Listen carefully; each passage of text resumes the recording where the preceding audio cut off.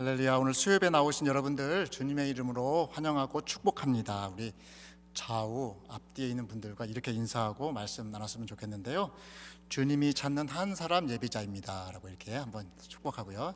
주님이 찾으시는 한 사람 예배자입니다. 네, 당신이 그분입니다. 네, 감사합니다. 오늘 함께 보실 하나님의 말씀은 창세기 4장입니다. 읽기는 1절부터 7절까지 저와 여러분이 교독해서 말씀을 읽도록 하겠습니다. 1절. 아담이 그의 아내 하와와 동침하매 하와가 임신하여 가인을 낳고 이르되 내가 여호와로 말미암아 득남하였다 하니라.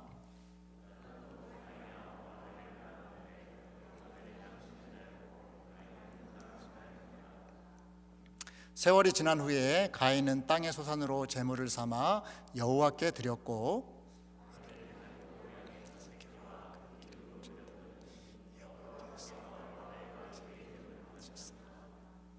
가인과 그의 제물은 받지 아니하신지라. 가인이 몹시 분하여 안색이 변하니 내가 분하여하면 어찌 되느냐. 함께 읽겠습니다. 내가 선을 행하면 어찌 낯을 들지 못하겠느냐. 선을 행하지 아니하면 죄가 문에 엎드려 있느니라. 죄가 너를 원하나 너는 죄를 다스릴지니라. 아멘. 계속해서 창세기를 보겠습니다. 강해 설교를 하겠는데요. 오늘은 4장 말씀입니다. 4장에 어떤 내용이 기록되어져 있는지 대부분 이제 성경을 좀 많이 읽으신 분들은 직감하실 것입니다. 그리고 오늘 초두만 읽어봐도 오늘 무슨 이야기가 전개될 것이다 라고 하는 것을 다 예상할 수 있을 것입니다.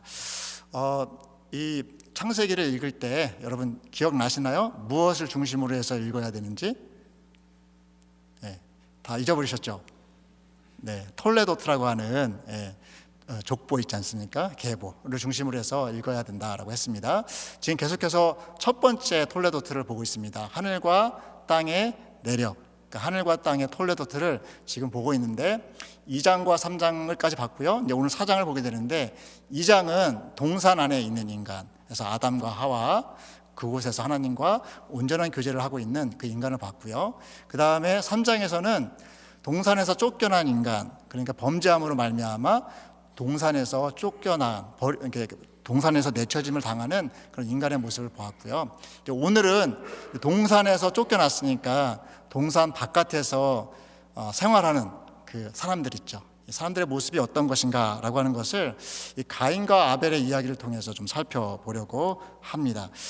어찌 보면은 가인과 아벨의 그 어떤 그 비교하는 것 같은 이야기 같이 볼 수도 있어요. 근데 자세히 읽다 보면은 사실 이것은 아벨 이야기라기보다는, 가인과 아벨 이야기라기보다는 가인의 이야기에 초점을 맞추고 있다라고 하는 것을 볼 수가 있습니다. 그리고 가인과 그 후손들의 이야기, 그러니까 동산에서 쫓겨나서 하나님으로부터 멀어진 인간들의 이야기를 다루고 있는 것이 오늘 본문 말씀이다라고 볼 수 있겠습니다. 먼저 살펴보기를 원하는 것은요, 오늘 첫 단락에, 오늘 본문 말씀이 한 3개 단락으로 좀 구분해 볼 수가 있는데요. 첫 단락에 나오는 말씀입니다. 가인과 아벨이 제사를 드리게 되는데 이 가인의 제사와 아벨의 제사를 좀 비교해서 좀 살펴보기를 원합니다. 3절을 보시면은 세월이 지난 후에 가인은 땅의 소산으로 제물을 삼아서 여호와께 드렸고 아벨은 자기도 양의 첫 새끼와 그 기름으로 드렸더니, 여러분 둘 다 자기가 생산한 소산을 가지고 하나님께 예배를 드렸잖아요. 제사를 드렸잖아요. 근데 누구의 제사는 받고 누구의 제사는 받지 않았죠? 네, 아벨의 제사는 받으시고 가인의 제사는 받지 않았다라는 내용이 기록되어져 있습니다.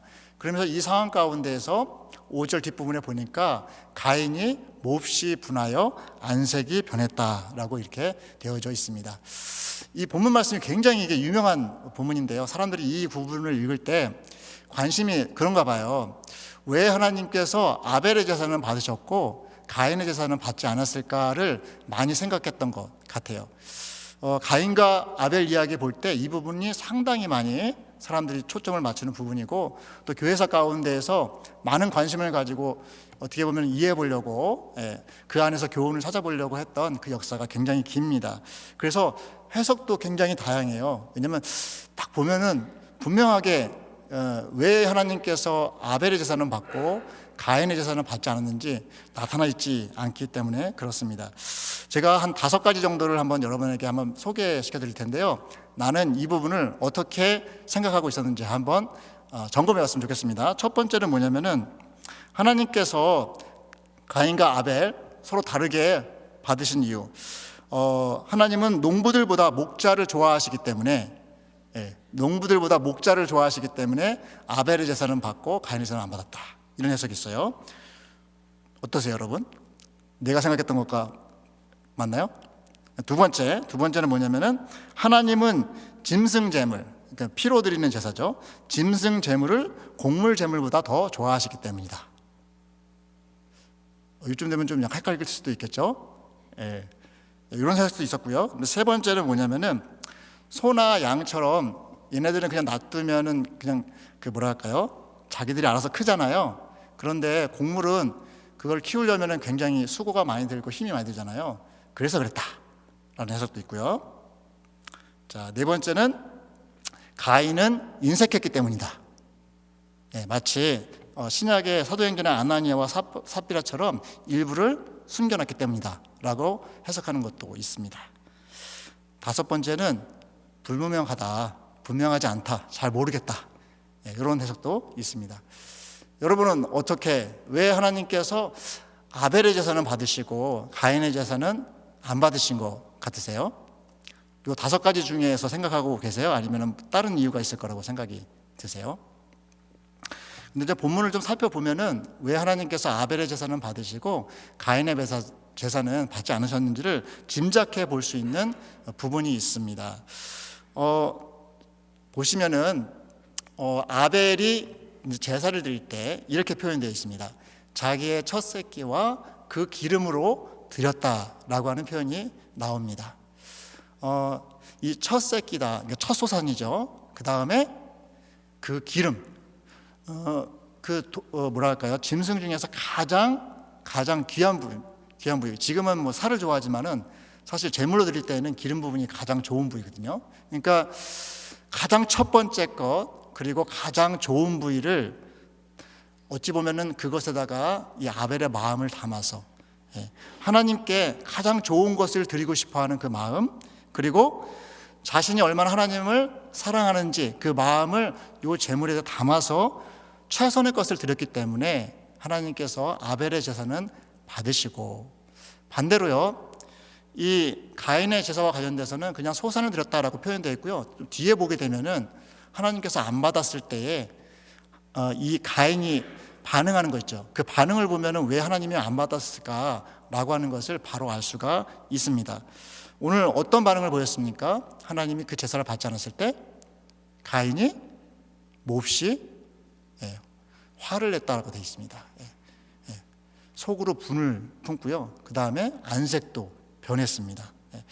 그 감히 어떻게 하나님 앞에서 자기의 속마음, 그것도 좋은 마음이 아니라 하나님을 싫어하는 마음 있잖아요. 그리고 하나님을 원망하는 마음을 이렇게 표현할 수 있을까라고 할 정도로 그런 표현을 하고 있습니다. 몹시 분해서 안색이 변했다라고 표현을 해주고 있습니다. 이 말은 가인은 사실 그렇게 드리고 싶은 생각이 없었던 것 같아요. 그런데 드리기는 드려야겠다. 왜냐하면은 드리지 않으면은 벌 받을 것 같아서, 뭐 그런 거 있잖아요. 이 고대 세계에서 어떤 신적인 존재에게 무엇인가 제물을 드리는 것은 둘 중에 하나거든요. 하나는 뭐냐면은 진짜 그 신적인 존재가 고마워서 좋아서 드리는 경우가 있고요. 대부분의 경우는 뭐였냐면은 안 드리면은 혼나니까, 안 드리면은 저주받으니까, 안 드리면 우환이 생길까봐 그 두려움에 의해서 드리는 경우가 대부분이었거든요. 그런데 이 가인의 모습은 아마 그런 모습이 아니었을까라고 짐작해 볼 수가 있습니다. 왜냐하면 하나님의 그 제물을 안 받았을 때 화를 냈거든요. 싫은 표정이 얼굴에 비춰졌던 것입니다. 그래서 히브리서에도요, 보게 되면 이렇게 이야기를 하고 있습니다. 히브리서 11장 4절을 보시면은 같이 한번 읽어볼까요? 시작. 믿음으로 아벨은 가인보다 더 나은 제사를 하나님께 드림으로 의로운 자라 하시는 증거를 얻었으니 하나님이 그 예물에 대하여 증언하심이라. 아멘. 여기 보면은 아벨이 무엇으로 더 나은 제사를 드렸다고 하죠? 믿음으로 더 나은 제사를 드렸다고 합니다. 이 믿음이라고 하는 게 이건 뭡니까? 믿음이라고 하는 것. 이 믿음이라고 하는 건 뭐냐면은 내가 지금 이 제사를 드리는 대상에 대해서 신뢰를 표현한 것입니다. 그 신뢰는 뭐냐면은 그분은 존재하신다. 그리고 그분은 역사하신다. 그리고 내 뿌리는 그분이시다. 나는 그분 없이는 살지 못한다. 내 생사화복이 바로 그분께 달려있다 라고 하는 실제적인 마음의 믿음이잖아요. 그 믿음을 담아서 진실되게 주님께 예배 드렸기 때문에 하나님께서 받으신 거거든요. 그런데 가인은 그렇지 못했습니다. 어찌 보면 가인은 그냥 이름만인 그런 존재를 알았을지 몰라요, 하나님을. 그래서 어떻게 보면은 그냥 보증수표 같이 그냥 제사 드리면 나한테 좋고 그렇지 않으면은 안 되니까 좀 꺼림직하게 그런 마음으로 아마 제사 드렸을 수도 있을 거라고 생각이 듭니다. 하나님을 창조주요, 구속주요, 심판주로 여기는 그것을 진실되게 그리고 실제하시는 그 하나님으로 내가 믿고 하나님께 예배를 드리고 하나님께 제물을 드렸던 아벨, 그 아벨을 성경에서는 의로운 자다라고 말을 하고 있습니다. 그가 하나님 앞에서 의롭다. 그가 믿고 있는 그 믿음이 참되다라고 그렇게 인정을 해주고 계십니다. 여러분, 세상에는 두 종류의 사람이 있는 것 같아요. 두 종류의 사람 많은 얘기하죠. 세상에는 두 종류의 사람이 있는 것 같아요. 그 뭐냐면은 가인과 같은 예배를 드리는 사람과 아벨과 같은 예배를 드리는 사람, 이 두 종류가 있는 것 같습니다.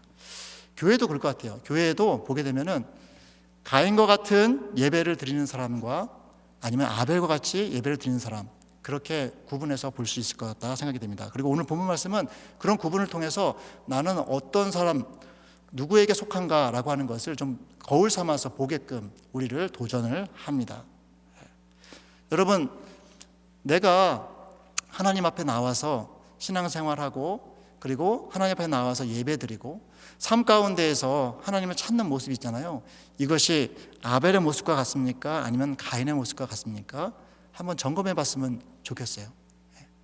나는 어떤가? 그리고 우리 교회의 모습은 어떠한가?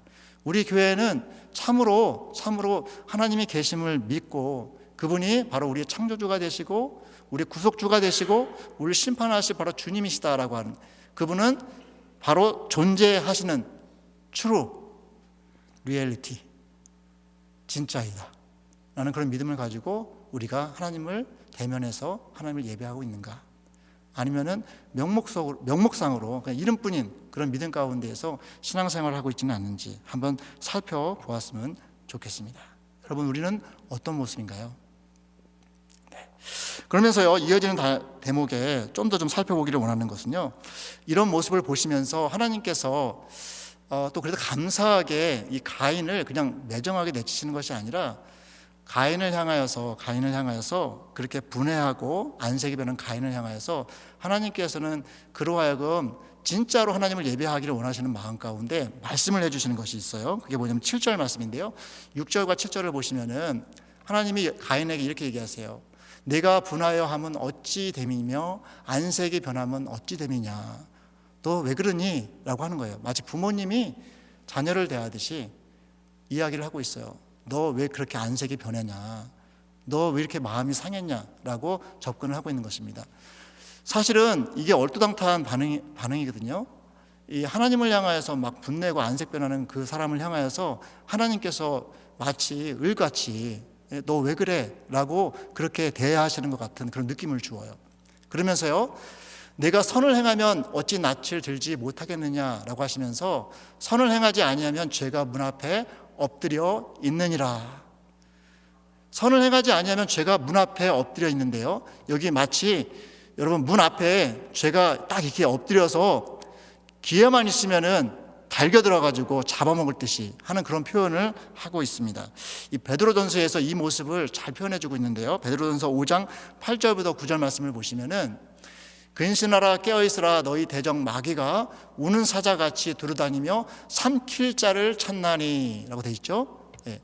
이 사탄이 우는 사자와 같이 삼킬 자를 찾기 위해서 우리의 마음 앞에서, 우리의 마음문 앞에서 이렇게 도사리고 있는 모습이 있죠. 예, 지키고 있는 모습이 있죠. 이 모습으로 우리 하나님께서 오늘 가인을 향해서 말씀하십니다. 네가 선을 행하지 않으면 제가 네 앞에서 머무르면서 너를 삼키려고 한다라고 말씀을 하십니다. 그러면서 뭐라고 얘기하시죠? 뒷부분을 보시면 죄가 너를 원하나 너는 죄를 다스릴지니라 라고 말씀을 합니다. 죄는 너를 원하지만 너는 죄를 다스려라 라고 말씀을 합니다. 여기 죄가 너를 원한다라고 하는 이 표현 있죠? 이 표현이 어떤 뜻이냐면은 그 창세기 3장 16절에 보게 되면은 하나님께서 하와를 향하여서 이런 말씀을 하십니다. 너는 남편을 원하고 남편은 너를 다스릴 것이니라 라고 하는 표현을 쓰는데, 여기 너는 남편을 원한다 라고 하는 이 표현하고 같은 뜻입니다. 이 말은 뭐냐면은 단순한 사랑의 갈망을 이야기하는 것이 아니라 남편을 지배하거나 통치하려고 하는, 그 위에 룰링하려고 하는 그런 모습을 보여주거든요. 근데 죄가 그런 모습이라고 하는 거예요. 죄가 우리의 마음 앞에서 우리를 삼켜서 우리를 지배하고 통제하고 룰링 오버하려고 하는 그런 모습, 엄청나게 강한 힘으로 우리를 사로잡아서 우리를 삼키려고 우리 문 앞에, 우리 마음의 문 앞에 그렇게 도사리고 있다라고 말씀을 하십니다. 그래서 잡혀먹지 않기 위해서는 어떻게 하라고 하시죠? 어떻게 하라고 하십니까? 죄가 너를 다스리게 하지 말고 너가 죄를 다스려라 라고 말씀을 하고 계십니다. 어찌 보면 이건 좀 약간 수동적인 방법인 것 같아요. 좀 방어적으로 죄가 우리를 삼키지 못하도록 죄에 대해서 방어 전선을 잘 만들어라 라고 하는 그런 표현으로 들려요. 근데 저희는 좀 적극적으로 좀 적용을 해봤으면 좋겠습니다. 죄가 우리를 삼키지 못하게 하기 위해서 적극적인 방법은 무엇이 있을까요, 여러분? 그건 다른 게 아니라 적극적으로 하나님과 함께 하는 것입니다. 왜냐하면 나는 죄를 이길 능력이 없지만 하나님은 죄로부터 우리를 구원하실 능력이 있으시고 우리가 죄로부터 통제받지 않고 죄를 이길 수 있는 힘을 주시는 것이기 때문에 적극적인 방어는 뭡니까? 하나님과 함께 하는 것입니다. 하나님의 성령 안에 거하는 것입니다. 여러분, 바라기는 우리가 수동적으로 근신하고 깨어서 죄에 물들지 않도록, 죄에 사로잡히지 않도록 조심하는 것도 중요합니다. 근데 더 나아가서 적극적으로 하나님과 함께함으로 말미암아, 하나님께 함께 달라고 구함으로 말미암아 성령님 우리 가운데 충만히 역사하셔서 우리를 다스려 달라고 그렇게 기도하면서 그분께 우리의 인격과 삶을 내어주심으로 말미암아 죄에게 지바댕하지 않고 죄를 이기실 수 있는, 그러므로 말미암아서 말로만이 아니라 생각으로만이 아니라 진짜 믿어서 진짜 하나님을 사랑하기 때문에 진짜 하나님이 좋기 때문에 그분께 참 예배와 참된 제물을 드릴 수 있는 저와 여러분이 되시기를 주님의 이름으로 축원합니다. 두 번째 단락인데요, 아우를 살해한 가인 이야기를 좀 살펴보기를 원합니다. 8절을 보시면요, 한번 같이 읽어보겠습니다. 시작. 가인이 그 아우 아벨에게 말하고 그들이 들에 있을 때에 가인이 그 아우 아벨을 쳐 죽이니라. 여기 보시면은 가인이 그 아우인 아벨에게 말을 합니다. 우리 들로 가서 좀 잠시 만나자 했던 것 같아요. 뭐 때문에 그런지 모르겠지만은 같이 들에 가서 좀 함께 뭘 같이 하자라고 했던 것 같아요. 근데 거기에는 무슨 의도가 숨겨져 있었습니까? 가인이 너무 시기심이 강했고 그 앞에 이 도사리고 있었던 그 죄에 눌려서 그 마음 가운데 내 동생을 죽이고 싶다 하는 그런 마음이 사로잡혔던 거예요. 그래서 계획을 세운 것입니다. 이렇게 해가지고 내 동생을 죽이겠다. 그래서 어떻게 했습니까? 가인이 그 아우 아벨을 쳐 죽이니라. 오늘 개역개정 성경이 진짜 리얼하게 잘 번역한 것 같아요. 쳐 죽였다라고 하는, 진짜 쳐 죽인 거예요. 요 원어의 이 그 뉘앙스가 어떠냐면요, 앉아 있다가 기회를 살피다가 확 일어나 가지고 대비도 못하는 그런 틈을 주지 않고 죽이는 그런 모습을 담고 있습니다. 이 가인이 아벨을 죽일 때 그런 모습으로 자기 형제를 죽였습니다. 여러분 만약에 오늘 본문 말씀에서 이 얘기를 다룰 때 아담과 하와 얘기는 다뤄지지가 않고 있어요. 하나님께서 이 사건을 바라보시면서 죄 지은 가인을 향하여서 찾아오셔가지고 네가 어디 있느냐? 네가 무엇을 하였느냐? 네 아우가 어디 있느냐? 라고 하는 질문의 방식으로 전개를 하고 있는데요, 여러분 한번 상상을 좀 해보세요. 나에게 자식이 둘이 있는데 둘이 너무 시기 질투해가지고 한 아이가 다른 아이를 몰래 죽였다라고 생각해 보십시오. 부모 몰래. 그것을 나중에 뒤에 알게 됐다라고 한번 생각해 보세요. 여러분 마음이 어떠실 것 같으세요? 어떠실 것 같으세요? 찢어지겠죠. 그런데 오늘 본문 말씀에서는 이 아담과 하와의 마음이 어땠다라고 하는 것은 기록을 하고 있지 않습니다. 무엇을 기록하고 있냐면은 하나님께서 범죄한 가인에게 찾아오셔서 그에게 회개의 기회를 주시고 더불어서 그가 돌이키기를 독려하시고 그리고 그가 자기의 죄가 무엇인지를 깨닫게 하시려고 애를 쓰시는 그 하나님의 모습으로 그려지고 있다라는 것입니다. 10절부터 12절이 그렇게 나와 있는데요, 10절부터 12절을 보시면은 자 보세요. 이르시되 네가 무엇을 하였느냐. 만약 하나님께서 만약 제가 부모였다라고 한다면은 내 자식이 다른 자식을 죽였다 그러면은 걔를 막 그냥 너는 끝이다 라고 했을 것 같아요. 그런데 하나님은 어떠냐면 네가 무엇을 하였느냐라고 물어보세요.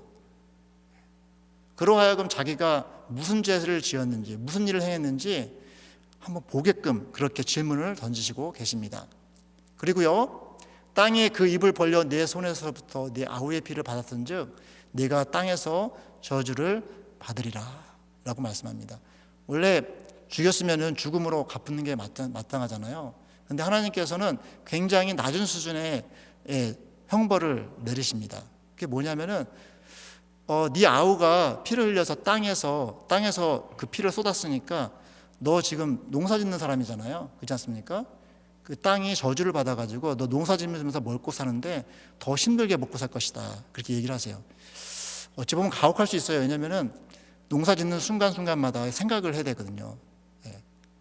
내가 아우를 죽여서 이렇게 고생을 하는구나 라고 생각할 수 있는 그런 대목이거든요.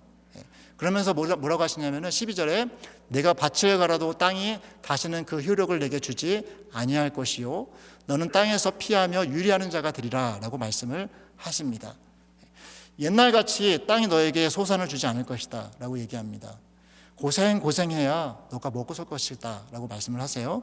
그리고 더불어서 너가 네 동생을 죽였냐? 너를 죽이려고 하는 사람들이 주변에 쫙 깔릴 것이다. 너는 도망자가 될 것이다. 그렇게 얘기를 하세요. 평생에 자기 아우를 죽인 그 형벌을 자기가 살아가는 먹고 사는 일을 통해서 그리고 누군가에게 쫓김을 당함을 통해서 그렇게 깨닫게 하시는 것이 하나님의 방식이셨습니다. 사실 이게 하나님께 어찌 보면 우리가 보기에는 좀 가혹하다라고 생각이 될지는 모르겠지만은 저는 이 대목에서 이 문맥에서 그걸 느낍니다. 여전히 그럼에도 불구하고 하나님께서 돌이키기를 원하시는구나. 여전히 범죄하였어도 자기 동생을 죽이는 그 중범죄를 지었음에도 불구하고 여전히 하나님께서는 그 가인이 돌이키기를 원하시는구나. 돌아오기를 원하는구나. 옛 과거에 하나님의 형상을 회복하기를 원하시는구나 라고 하는 그런 말씀으로 저는 읽혔습니다. 여러분 어떠신가요? 가인, 자기 죄에 눌린 가인의 그 마음과 얼굴에는 살기가 등등했습니다. 그가 아마 뭔가를 들어서 자기 동생을 죽였겠죠? 그때 그 모습을 한번 생각해 보세요. 그 눈과 그 다음에 그가 그 동생을 쳐다보고 있었던 그 에임을 하면서 이렇게 딱 표적을 삼으면서 그 마음 가운데 품었던 그 살기 있죠. 저는 살기가 좀 느껴지더라고요. 어떤 살기가 있었길래 자기 동생도 그렇게 죽일 수가 있었을까라고 하는 살기가 느껴지더라고요. 그런데 여러분 간혹 가다가 우리들 안에도 아니면 제 모습 안에도 살기가 느껴질 때가 있어요. 우리 마음이 너무나도 각박해서 또는 너무나도 내 중심이어서 나에게 몰입되어져 있어갖고 이렇게 다니는데 너무 얼굴이 굳어있고 마치 뭐랄까요? 가까이 참 힘들다 느낄 정도로 그런 살기가 느껴질 때가 있습니다. 비단 우리가 예수 믿는 사람이다 할지라도 그럴 때가 간혹 있는 것 같아요. 간혹 가다가 우리 교회 주일날 이렇게 만나면 굉장히 오랫동안 만나잖아요. 오래 있다가 그러면은 인사를 했는데 인사를 안 받고 그냥 쌩까는 그런 경우 예, 아니면은 인사를 했는데 그 얼굴에서 살기가 느껴지는 그런 경우 혹시 있으신 적 있나요? 그런 거 경험하신 적? 그런 경우도 있을 것 같아요. 아니면 저한테 혹시 그런 걸 느끼셨다라고 한다면 제가 죄송한 마음을 전하겠습니다. 본 마음은 아니었다라는 마음을 전하고 싶은데 그럴 때도 있는 것 같아요. 너무 나에게 몰입된 나머지 나의 관심사에 몰입된 나머지 다른 사람이 보기에 너무 차갑게 느껴지는 것, 너무 나를 무시하는 것이 느껴지는 그런 모습들. 이런 모습들은 어찌 보면은 죄로 말미암아 압도가 되어져 가지고 앞뒤 분간 못하고 자기 동생을 죽였던 그 가인 속에 있었던 그 살기 있죠. 그거와 맥을 같이 한다라고 생각이 들어요. 여러분 살기가 이렇다라고 한다면 살기의 반대는 뭘까요, 여러분? 살기의 반대는 뭘까요? 온기. 네, 온기, 따뜻함, 온유함. 여러분 바라기는 우리 안에 하나님께서 정말 충만히 이게 온기로 가득하신 분이 우리 하나님이시잖아요. 그렇지 않습니까? 인애와 사랑이 가득하신 분이 하나님이시잖아요. 그 하나님이 우리 안에 충만하다라고 한다면은 우리 안에 살기가 아니라 온기가 가득할 줄로 믿습니다. 우리 교회 안에도 온기가 가득할 줄로 믿습니다. 여러분 여기 와서 오늘 예배하시는 분들, 기도하면서 또 말씀 들으면서 하나님 앞에 내 마음을 쏟아놓는 여러분들, 하나님께서 그 안에 충만히 거하심으로 말미암아 우리 안에 온기가 퍼져나가는, 그래서 우리 교회도 온기가 가득한 그런 복된 교회 되시기를 주님의 이름으로 축원합니다. 자, 마지막 세 번째인데요, 가인의 후손들에 대한 이야기가 그 다음에 나옵니다. 16절을 보시면요, 가인이 여호와 앞을 떠나 에덴 동쪽 노 땅에 거주하더니 라고 되어 있습니다. 이 가인의 후손들에 대한 이야기가 그 다음에 나오거든요. 그런데 이 가인들의 후손들에 대한 이야기를 하게 될 때 그들의 삶의 어떤 뭐라고 할까요? 영적인 현실 있죠. 그들의 삶의 영적인 현실을 잘 보여주는 특별히 창세기에서 관용적으로 표현하는, 상징적으로 표현하는 단어가 있는데요. 여러분 뭔 것 같으세요? 뭔 것 같으세요? 동쪽이라고 하는 표현입니다. 동쪽. 다른 성경은 모르겠는데요, 창세기에서 누군가가 동쪽으로 갔다. 그래서 에덴의 동쪽이라고 하는 영화도 있잖아요. 그 책도 있고요. 이 동쪽으로 간다라고 하는 의미는 뭐냐면은 하나님으로부터 멀어진다라는 뜻을, 그런 상징을 갖고 있습니다. 창세기 3장 24절을 보시면은 아담과 하와가 동산에서, 에덴 동산에서 쫓겨나죠. 그때 어느 쪽으로 갔는지 아세요, 여러분? 동쪽으로. 동쪽에 화영검을 두시거든요. 동쪽으로 이렇게 떠나간 것을 볼 수가 있습니다. 그리고요, 창세기 11장에 보게 되면은 롯이 나오는데, 11장에 보면은 바벨탑 사건이 나오는데, 그 바벨탑을 건설했던 사람들이 어쩌면 그들이 동방으로 옮기다가 신할 평지를 만나 거기 거류하면서 거기서 바벨탑을 쌓습니다. 어떻습니까? 이 사람들도 동쪽으로 옮겨가고 있었던 사람들입니다. 그리고 창세기 13장에 보게 되면은 롯이 나오는데요, 롯이 아브라함을 떠나서 그가 눈에 보이는 좋은 땅으로 가게 될 때 그 모습을 뭐라고 표현하냐면은 동으로 옮기니 그들이 서로 떠난지라 라고 되어져 있습니다.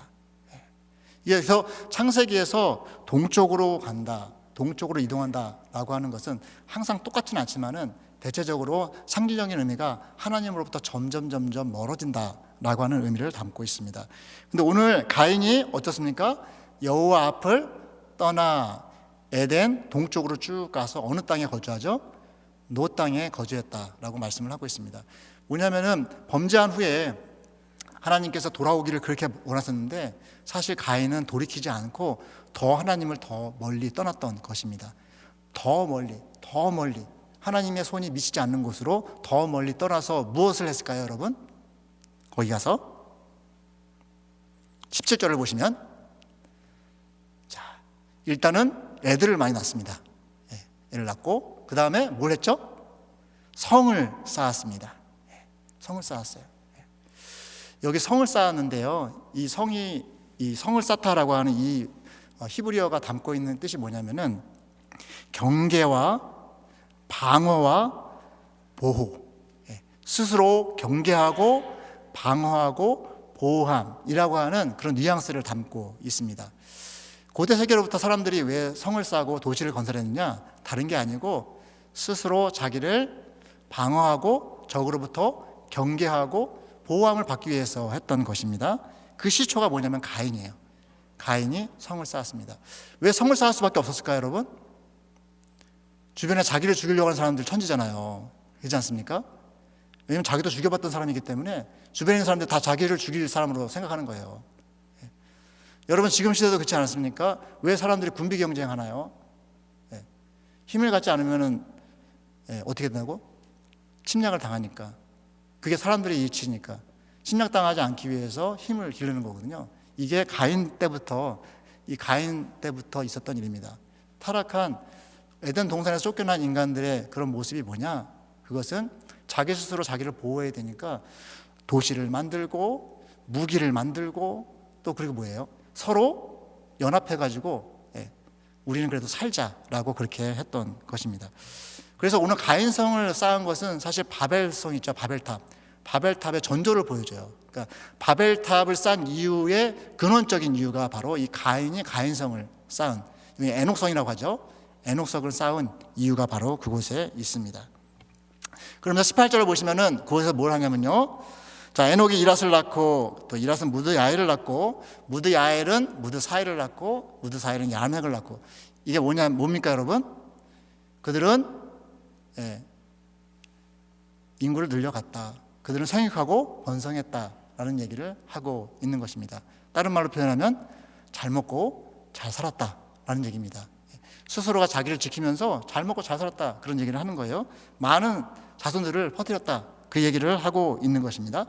근데 이 본문 말씀에서 라멕이라고 하는 사람에 집중을 하고 있습니다. 라멕. 이 라멕에게 두 아내가 있었어요. 하나는 이름은 아다고요. 다른 사람은 실라입니다. 이 아다라고 하는 이 여인, 그 이름에 걸맞는 그런 그러니까 외모를 갖고 있었다라고 한다면은, 이 아다는 어떤 뜻이냐면요, 장식하다, 꾸미다라고 하는 뜻에서 나온 단어이거든요. 그러니까 굉장히 미인이었을 것이다, 그때 당시에 기준으로 했을 때. 힘센 사람이 미인을 얻는다, 뭐 그런 것 같이 이 라멕에게 한 부인이 있었는데, 그런 정말 아름다운, 그러니까 딱 봤을 때 사람들의 눈을 다 이렇게 쏠리게 할 정도로 미인이었던 것 같아요. 그래서 이름이 아다입니다. 둘째는 누군가? 실라라고 되어 있습니다. 실라. 이건 좀 뉘앙스가 다른데요. 이 실라는 그늘 또는 그림자라고 하는 뜻을 갖고 있는데, 그 앞에 좀 약간 수식어가 붙어요. 보호의 그늘, 보호의 그림자라고 하는 그런 뜻을 갖고 있습니다. 이 말은 뭐냐면은, 이 여인한테 가면은 마치 보호의 그늘처럼 마음의 쉼을 느끼게 하는 이름에 그런 것을 좀 담고 있어요. 그래서 한 여인은 너무나도 미인이고요, 다른 여인은 뭐냐면 가면은 내 말 다 들어줘요. 이렇게. 그래서 마음을 다 쏟아놓을 수 있는, 그래서 그 안에서 좀 안식을 누릴 수 있는 이 두 여인, 그 두 여인을 아내로 갖고 있었다라고 이야기를 하고 있습니다. 이 세상에 있는 남자들이 다 원하는 아내감이 아닐까 생각이 들긴 하는데요. 세상 사람들이 다 이런 아내들, 한 사람이 다 겸비할 수는 없잖아요. 그래서 아마 둘을 뒀는지 모르겠는데 그런 아내를 뒀습니다. 근데 좀 흥미있는 것은 뭐냐면요, 이 두 아내로부터 자식을 낳았는데 그 자식들이 좀 되게 특이합니다.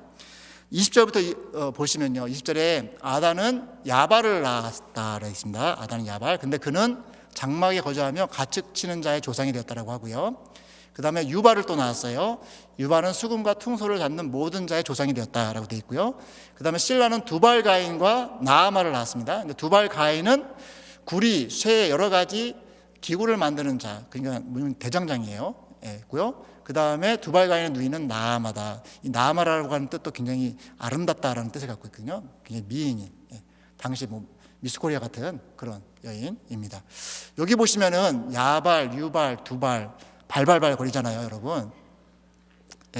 여러분 궁금하게 생각하지 않았어요? 이 발이 도대체 무슨 뜻일까? 그런 생각 드시지 않으셨어요? 왜 야발, 유발, 두발 하는데 공통점이 있을 것이다, 그런 생각 드시지 않으셨어요? 이게 정확하지는 않은데요, 이 발이라고 하는 히브리어가 담고 있는 뜻이 뭐냐면은 이끌다, 이끈다라고 하는 거기서부터 흘러나온다라고 하는 뜻을 갖고 있습니다. 그래서 다른 말로 표현하면 선구자. 그래서 야발은 어떤 사람이냐면 이런 목축업의 선구자가 된 거예요. 그리고 유발은 음악의 선구자가 된 것입니다. 그리고 두발가인은 청동이니 철기니 하는 그렇죠. 금속을 다룰 수 있는 그 선구자가 되었던 것입니다. 그러니까 이 세상에 있는 우리 사람들이 꼭 필요로 하는 거 있잖아요. 되게 중요하게 생각하는 거 있죠. 그것들의 선구자가 다 누구에게부터 나왔냐면은 바로 가인의 족속들로부터 나왔다라고 하는 것을 오늘 말씀을 통해서 우리가 볼 수가 있습니다. 똑같아요. 그때도 그랬고 지금도 그랬고 이 세상에 문명을 일으키고 문명을 막 이렇게 선도해 나가는 사람들 보면은 예수 믿는 사람은 많지 않고요. 대부분 보면은 이제 예수 안 믿는 사람들이 훨씬 많습니다. 그렇지 않나요? 세계사를 보면은 예수 믿는 사람들은 맨날 이게 뭐 순교나 당하지, 아니면은 뭐 피해가지고 막 어디 카타콤 같은 데서 이렇게 살지, 막 나라를 막 만들어가지고 막 어디 정복한다거나 아니면은 뭐 문명을 막 세워가지고 뭐 뭘 한다거나 그런 일이 거의 없어요. 만약에 그렇게 했잖아요. 그러면 어떻게 됐을까요? 다 타락합니다. 그래서 성경적인 세계관의 관점에서 본다고 한다면은 하나님께서는 우리 인간들, 특히 이제 성도들, 교회에게 문명을 일으켜라, 뭐 또는 세상에서 이야기하고 있는 기술을 일으켜라, 그런 얘기는 안 하세요. 무엇을 말하실까요? 하나님께서는 너희 마음에 나를 두라라고 말씀을 하십니다. 우리의 마음에 하나님을 두라라고 말씀을 하세요. 우리의 마음에 스스로 너를 지키려고 하지 말고 나를 두어서, 하나님을 두어서 그 하나님을 요새 삼으라라고 말씀을 하십니다. 근데 여러분, 하나님으로부터 멀리 떠났던, 점점 멀리 떠났던 가인은 그렇게 할 수가 없었죠. 그러니까 스스로가 문명을 일으키지 않으면 살 수가 없었던 것입니다. 지금 이 시대를 살아가는 이 시대의 사람들도 다 그런 심사를 가지고 그렇게 살아가지 않나 싶습니다. 그런데 문제는 뭐냐면은 우리가 그 세상 가운데 살고 있다는 거예요. 가인의 세계관을 갖고 있는 세상 가운데 우리가 살고 있다는 것입니다. 가인의 멘탈리티를 갖고 있는 이 세상 속에 우리가 살고 있다는 것입니다. 자, 그렇다면은 거기로부터 우리는 떠나야 되는가? 아니면은 아무것도 안 해야 되는가?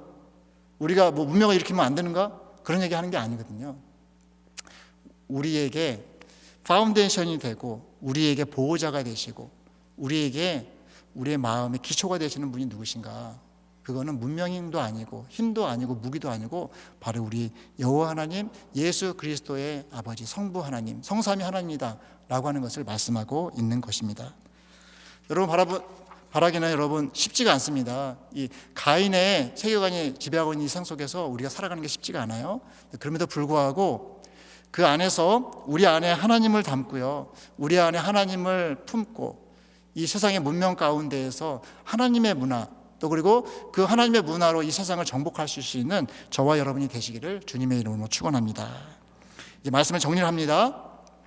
오늘 25절과 26절에 보게 되면은 이런 말씀이 나옵니다. 아담이 다시 아내와 동침해서요, 셋이라고 하는 아들을 낳아요. 그렇죠? 그러면서 뭐라고 얘기했냐면은 아벨 대신에 다른 씨를 주셨다라고 고백을 합니다. 그리고요, 셋도 아들을 낳았는데 그 이름을 에노스라고 했습니다. 근데 중요한 게 있어요. 에노스 때에 비로소 여호와의 이름을 불렀더라라고 되어 있습니다. 여기 여호와의 이름을 불렀다라고 하는 표현이 뭐냐면은 하나님께 참 예배를 드렸다라는 것입니다. 아벨이 죽어서 그 위에 참 예배를 드리는 사람들이 없었어요. 그런데 어느 때에 와서, 에노스 때에 와서 아벨의 그 믿음, 아벨의 신앙을 잇는 또 다른 사람이 생겼다라고 하는 것을 말씀해주고 있는 것입니다. 여러분, 우리는 그렇게 생각해요. 어찌 보면 이 세상은 아벨도 죽이고 에노스도 죽이고 막 그러려고 하는 것 같아요. 없애려고 하는 게 이 세상 사탄이 하는 일이라고 생각이 듭니다. 그럼에도 불구하고 하나님께서는 그 믿음의 자취를 따라가는 또 누군가를 그렇게 세우시고 나게 하신다라는 것입니다. 내가 바로 그 사람이 되었으면 좋겠고, 내가 아벨이 되었으면 좋겠고, 내가 에노스가 되었으면 좋겠고, 우리 교회가 아벨을 키워내고 에노스를 키워내는 그런 복된 공동체가 되었으면 좋겠어요. 우리의 자녀가 아벨과 같이 되었으면 좋겠고 에노스와 같이 되었으면 좋겠어요. 쉽지 않겠지만 이 가인의 세상, 가인의 세계관, 가인의 그 멘탈리티가 지배하는 이 세상 가운데 아벨의 믿음과 에노스의 그 신앙을 가지고 승리하며 나아가는 저와 여러분이 되시기를, 우리 자녀들, 우리 교회 되시기를 주님의 이름으로 축원합니다. 기도하겠습니다. 하나님 아버지, 감사합니다. 오늘 창세기 4장 말씀을 통하여서 하나님 아버지, 진실로 에덴 동산, 하나님이 함께 하시는 그곳을 떠나 살아가는 인생들이 어떤 인생들인가 라고 하는 것을 깨닫게 하셨습니다. 하나님을 잃어버린 인생은 우리 안에 살기밖에 없는 인생이고, 하나님 아버지, 죽음을 만들어내는 인생인 것을 봅니다. 하나님, 그러나 저희들을 그 죽음과 하나님 아버지 그 죄악의 늪에서 우리를 구원하셔서 아벨과 에노스를 잇는 믿음의 사람들이 되게 하셨습니다. 하나님 아버지, 간구합니다. 죄가 우리를 삼키지 못하도록 우리를 지켜 주시옵소서. 도리어 죄를 이길 수 있는 능력을 허락하여 주시옵소서. 또한 아버지 하나님, 주여 칼로 지배하려고 하는 이 세상 가운데 믿음으로 싸워 승리하게 하여 주시옵소서. 주님을 의지함으로 말미암아, 하나님이 싸우심으로 말미암아 승리하는 저희 각자 그리고 우리 가정, 우리 교회 되게 하여 주시옵소서. 감사드리며 예수 그리스도의 이름으로 기도합니다. 이제는 우리 주 예수 그리스도의 놀라운 은혜와 성부 하나님의 무한하신 사랑하심과 성령님의 감화 감동 충만한 역사가 가인의 세계관, 가인의 멘탈이 지배하는 이 세상 가운데 아벨의 믿음을 담고 에노스의 신앙을 닮아서 이 세상을 이기는, 죄악을 이기는, 이 세상의 구원의 씨앗을 뿌려나가는, 하나님의 문화를 만들어 나가는 그런 복된 사람 되기로 결심하며 나아가는 이 자리에 모인 주의 백성들 가운데 지금부터 영원까지 함께 있을지어다. 아멘.